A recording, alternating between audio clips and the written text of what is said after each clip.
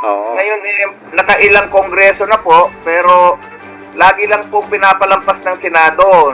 Naaprubahan na po ito ng May 21, 2024, unanimously po ng House of Tagal na pala eh. Representatives. Oo. At nilagyan na po nila ng pondo. Ang hindi namin maintindihan kung bakit ayaw i-table ni Senadora Amy Marcos bilang chairperson ng Committee of Social Justice, Welfare and Rural Development.